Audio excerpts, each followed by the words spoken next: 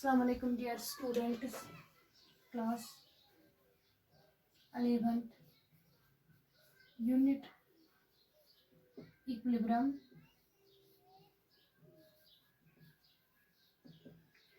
और टॉपिक है आज का दैट इज रिलेशनशिप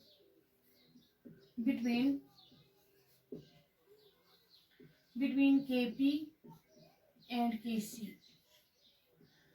अब हमें पता है केसी किसे कहते हैं, that is the equilibrium constant, लेकिन हमें अभी पता नहीं है कि केपी किसे कहते हैं। केसी पिछले वीडियो लेक्चर में हमने इसके लिए इक्वेशन डिराइव की थी।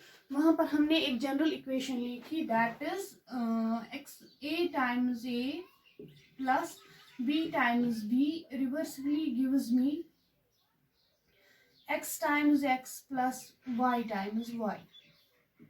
अब इसके लिए हमने अप्लाई किया था लॉ ऑफ मास एक्शन, फिर हमने वहां पर डिराइव की थी final expression for KC which is called as the law of chemical equilibrium. तो केसी किसके बराबर है? KC is equal to concentration को हम डिनोट करते हैं by long brackets RC, that is x raised to power x into concentration of y raised to power y divided by the concentration of A raised to power A and concentration of B raised to power B। concentration जिसको हम denote करते हैं by long brackets, it is also denoted by the letter C, that is concentration। ये है those reactions where the reactants and the products they are in the solution form, where we express the concentration of reactants and products in terms of mole per liter। लेकिन अगर हमारे पास वो reactions होती है which are in the gaseous phase, that is reactants and the products they are in the gaseous phase, उनका equilibrium constant जो होता है उसको हम express करते हैं either in terms of concentration, that's mole per liter, or in terms of partial pressure। अगर हम उनको एक्सप्रेस करेंगे गैसियस फेज रिएक्शंस को, उनका इक्विलिब्रियम कांस्टेंट अगर हम उनको एक्सप्रेस करेंगे in terms of partial pressures, at that time there equilibrium constant is written as Kp। So what is Kp?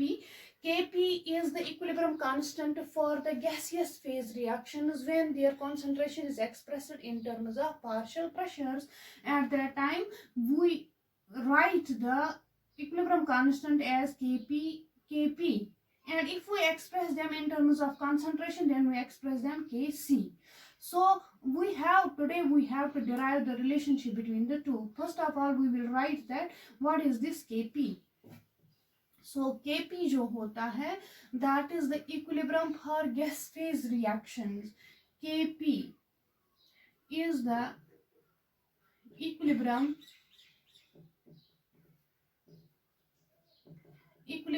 constant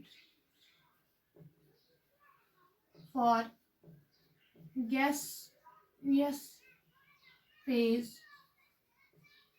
reactions। उनको हम एक्सप्रेस कर सकते हैं इन टर्म्स ऑफ कंसंट्रेशन भी, दैट्स मोल पर लीटर।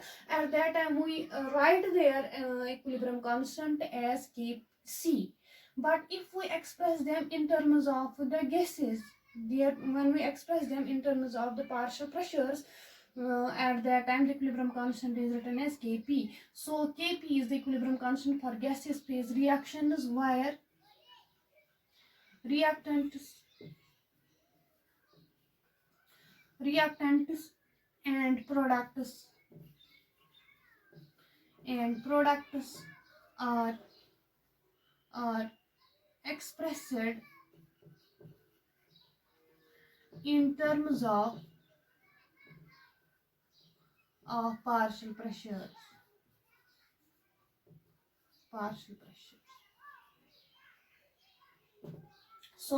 अगर ये हमारे पास ये गैसियस फेज रिएक्शन है, इस गैसियस फेज रिएक्शन में हम रिएक्टेंट्स एंड प्रोडक्ट्स को ना एक्सप्रेस करेंगे in terms of partial pressures and we write the equilibrium constant as Kp। So for this gas phase reaction the equilibrium constant Kp is written as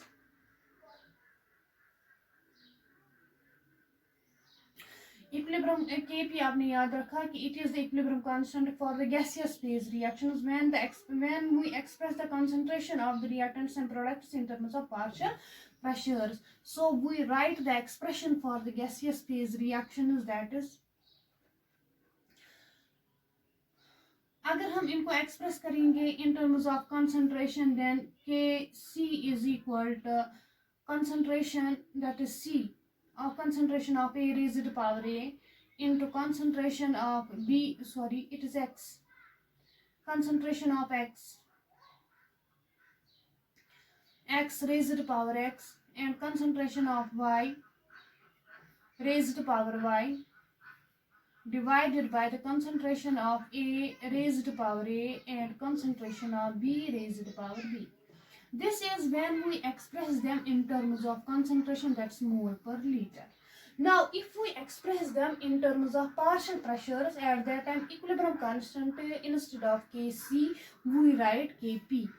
So Kp किसके बराबर है? Partial pressure of the product, the X, Px raised to power X into Py raised to power Y divided by Pa raised to power A and Pb raised to power B. This is the expression for the Kp when we express the reactants and the products in terms of partial pressures. Now we know that this is when we express them and the reactants and the products, they are in the gaseous phase. We know that जो अगर हमारे पास जो ये reactants and products जो है, if they are in the gaseous phase and if the gas is an ideal gas, then we know that we have PV is equal to RT.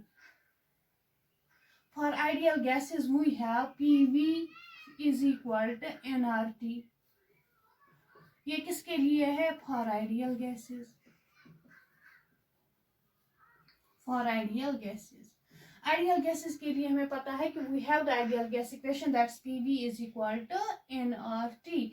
Now, if we write this as P is equal to N divided by VRT, is it correct? Now, N, number of moles per liter, that is called as the concentration. So we write P, that is the pressure, that is equal to C into R into T, where C जो है किसके बराबर है? That is number of moles per liter, that is C जो है, C is equal to number of moles per liter, that is called as the concentration.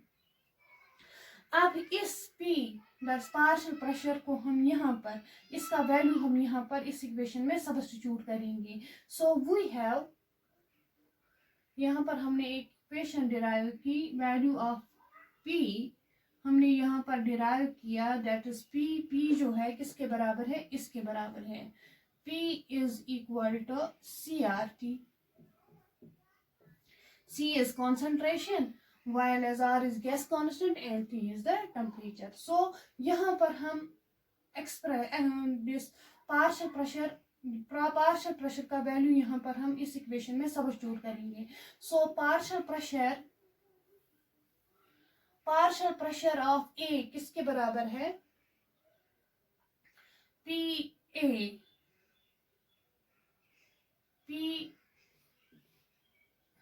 Partial pressure यहाँ Kp, इसका value हम करेंगे यहाँ Pa किसके बराबर है? Ca, concentration P.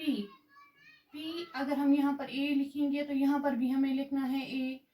Pa is equal to CART. हमने क्या किया? हमने P का वैल्यू सब्स्टिट्यूट किया है. P का वैल्यू जो है दैट इज CRT. इस P के बदले मैंने CRT लिखा और X, सपोज यहाँ पर X है, यहाँ पर X है तो X लिखेंगे. एंड यहाँ पर PY किसके बराबर है? C, concentration of CYRT. इसी तरह से हमारे पास PA is equal to concentration of ART and PB is equal to concentration of BRT. सो ये वैल्यूज हम अब इस इक्वेशन में सब्स्टिट्यूट करेंगे. PX, PY, PA and PB का वैल्यू हम इस इक्वेशन में सब्स्टिट्यूट करेंगे. किस इक्वेशन में? KP वाली इक्वेशन में हम सब्स्टिट्यूट करेंगे. Suppose this is our equation. Second, first वाली इक्वेशन जो थी, दैट इज द फर्स्ट जो इक्वेशन है हमारे पास, वो है KC. KC की इक्वेशन जो है, that's concentration of X raised to power X and concentration of Y raised to power Y divided by concentration of A raised to power A and concentration of B raised to power B. ये हमारे पास है equation first जो हमने पहले ही लिखी थी. अब ये है इक्वेशन सेकेंड. अब इस इक्वेशन सेकेंड में हम पार्शियल प्रेशर जो है दीज रिएक्टेंट्स एंड प्रोडक्ट्स का वो वैल्यू हम सब्स्टिट्यूट करेंगे. तो वो क्या है? सो यहाँ पर है KP किसके बराबर है? P रेज्ड पावर, क्या था यहाँ पे इक्वेशन थी? KP is equal to concentration of partial pressure of X raised power X, partial pressure of Y raised to power Y divided by partial pressure of A raised to power A and partial pressure of B raised to power B. अब हम इस partial pressure का value यहाँ पर substitute करेंगे. सो PX के बदले में लिखूंगी CX RT raised to power X and फिर क्या है? पार्शियल प्रेशर ऑफ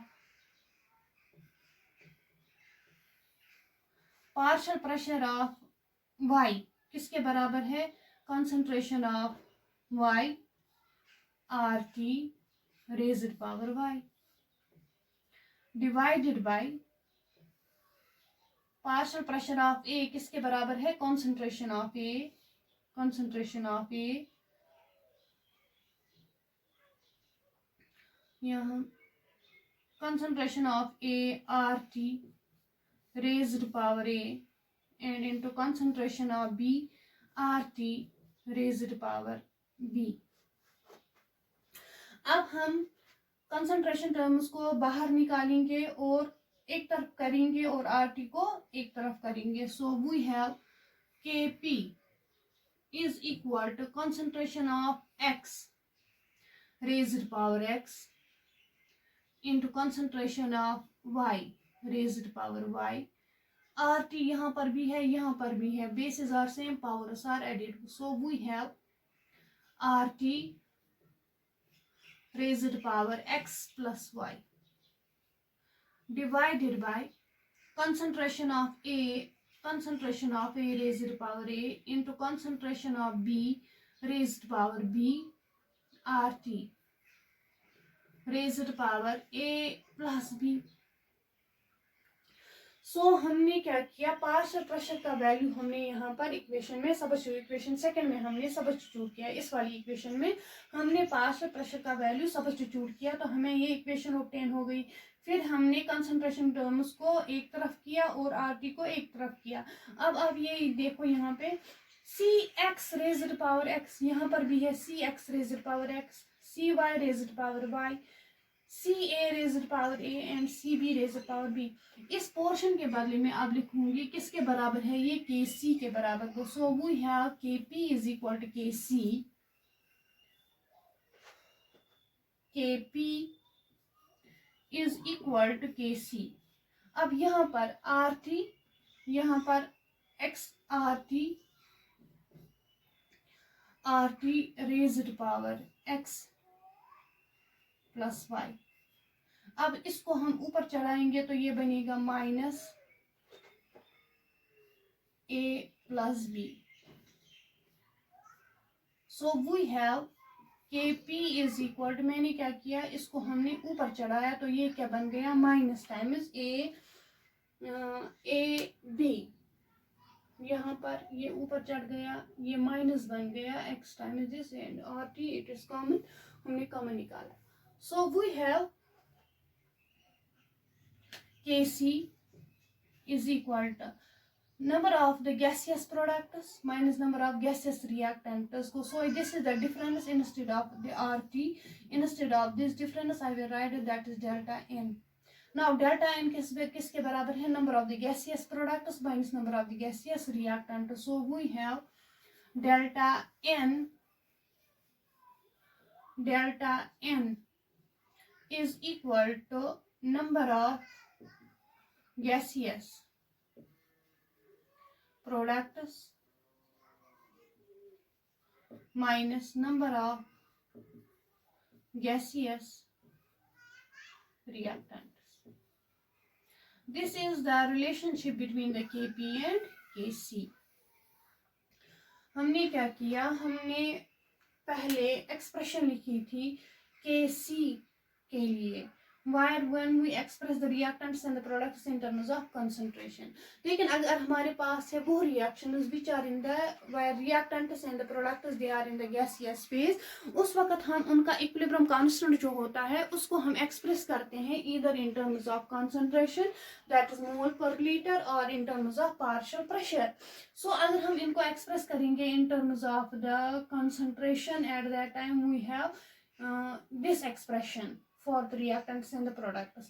And अगर हम उनको express करेंगे partial pressures, then we have the another expression that is Kp is equal to partial pressure of the reactants and the products. वो equation भी हमने लिखी, वो equation थी that is the Kp is equal to partial pressure of A raised to power x raised to power x, partial pressure of y raised to power y, and partial pressure of A raised to power A and partial pressure of B raised to power B.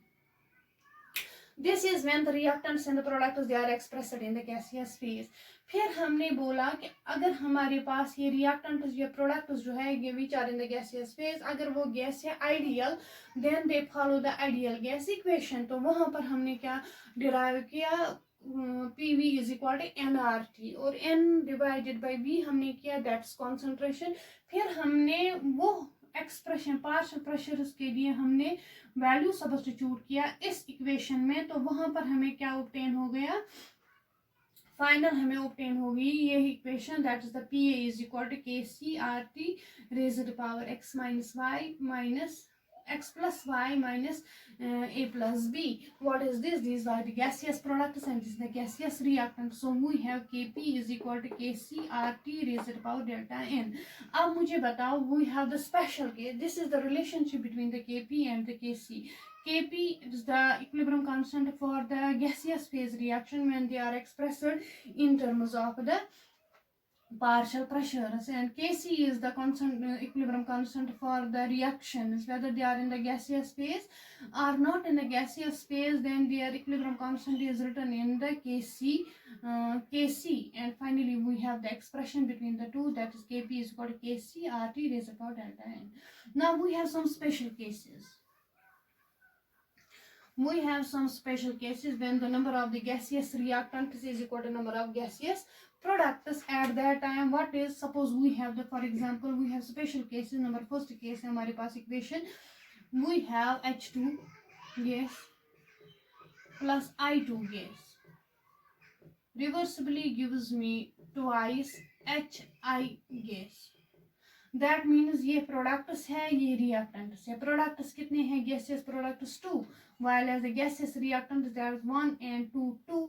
So difference delta N जो है किसके बराबर है? 2 minus 2, that is the gaseous products minus gaseous reactants. यहाँ पर gaseous products minus gaseous reactants, so it's equal to 0. So we have Kp is equal to KCRT raised to power delta N के बदले 0, that's anything raised to power 0 is equal to 1. So we have Kp is equal to Kc.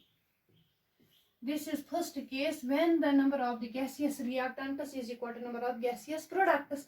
At that time Kp is equal to Kc. कभी exam में पूछा जाता है कि when Kp is equal to Kc, it is the answer is when the number of the gaseous products is equal to number of gaseous reactants. At that time Kp is equal to Kc. So, similarly we have another case. if the number of the gaseous products are more than that of the number of gaseous reactants. Suppose we have delta N, where the gaseous products, that is the products G, यहाँ ऐसे लिखेंगे, that is the NP minus NR, number of gaseous products minus number of gaseous reactants N. So delta N, number of gaseous products जो है NP is greater than NR. At that time Kp जो है is equal to Kc RT. लेकिन यहाँ पर कौन सा value आएगा? पॉजिटिव वैल्यू आएगा. सपोज इट इज +1 और +2 etcetera. Eight that time Kp जो होता है, Kp that is always greater than Kc, क्योंकि यहाँ पर हमें Kc को कुछ ऐड करना है, then it become equal to the Kp. So Kp greater than होता है to Kc when the number of gaseous products is more than number of the gaseous reactants. At that time we have this equation. Similarly, when another third case, यहाँ पर NP is equal to NR, first case. Second case, when number of gaseous products is more than gaseous reactants, at that time the Kp जो होता है that is always greater than Kc. And number third case, when delta N जो है, when it is number of gaseous products minus number of gaseous reactants, that is called this much, and number of gaseous products is less than number of gaseous reactants. At that time Kp जो होता है is equal to Kc RT raised power something negative आएगा, यहाँ पर plus आएगा. तो यहाँ पर हमें Kc को कुछ माइनस करना है. At that time it becomes equal to the Kc. सो Kp is less than Kc for those reactions where gaseous reactants are more than that of the gaseous products. So Kp is less than Kc. This is the third case. So these are the important cases. You should remember that when Kp, so first you should know the relationship between the Kp and Kc. वो relationship हमने derive की अभी, that is the Kp is equal to Kc RT raised to the power delta N. ये है relationship between the Kp and the Kc. फिर हमने कुछ special cases किए यहाँ पर, that is the when Kp is equal to Kc, when the number of the gaseous products is equal to number of gaseous reactants. फिर यहाँ पर gaseous products ज़्यादा है as compared to gaseous reactants. Similarly, we have the gaseous products less than that of the gaseous reactants. At that time, the Kp is less than it. This is the relationship between the Kp and Kc. Now we will do some numericals on the basis of this expression. So we have first numerical.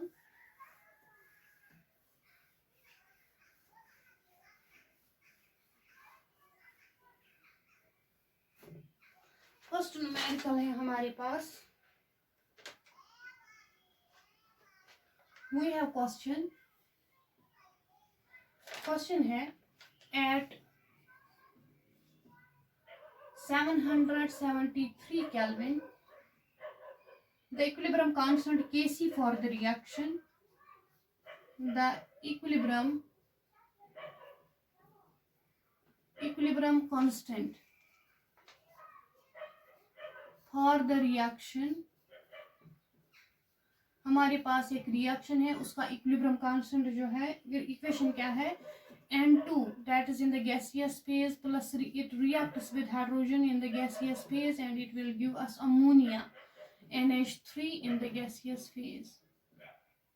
Reaction को balance करेंगे, यहाँ पर 3 times, यहाँ पर 2 times. हमारे पास ये है एक gaseous phase reaction.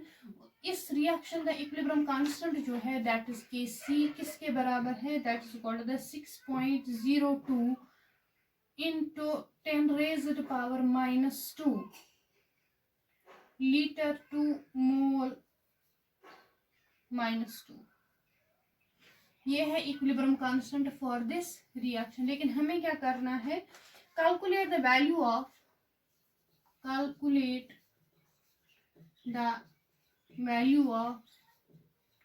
calculate the value of Kp at the same temperature.